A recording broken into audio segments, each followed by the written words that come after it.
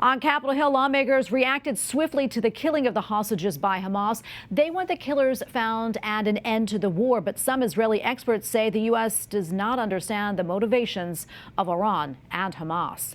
Capitol Hill correspondent Eric Rosales joins us with that story. Eric.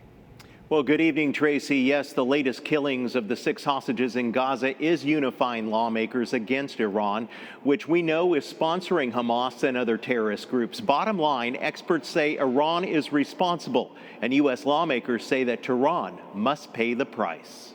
Hamas could care less about the hostages or the Palestinians, and if you want the hostages home, which we all do, you have to increase the cost to Iran. Iran is the great Satan here. Hamas is the junior partner. We're not putting boots on the ground in these tunnels under Gaza, so it is a very difficult situation in terms of our own ability to rescue these hostages.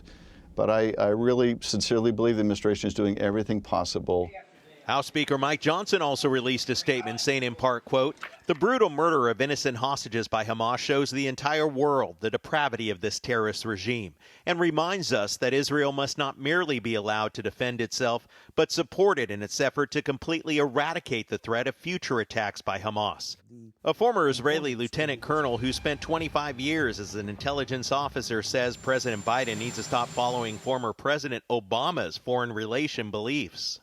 Barack Obama is still controlling many things, and he still believes that Iran could be convinced to behave like a normal state, although he doesn't get it. Neither he nor Biden. He adds after the October 7th attack, the U.S. stopped Israel from going after Iran's nuclear installations. And on October 7th, Hamas jumped the gun on what would have been a multi-front coordinated attack and prevented a much larger strike. But that doesn't mean Iran won't attack again. They might postpone it for a while until Israel falls asleep on God, as it did on October 7th. And they will do it. It could be now, it could be in a year or 10 years. Nuclear weapons in the hands of these people is very dangerous, because at any given moment they can decide that Allah gives them the order to use it.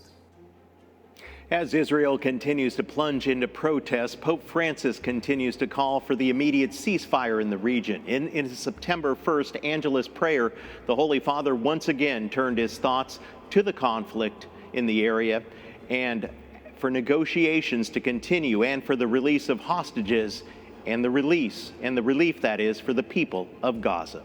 At the Capitol, Eric Rosales, EWTN News Nightly.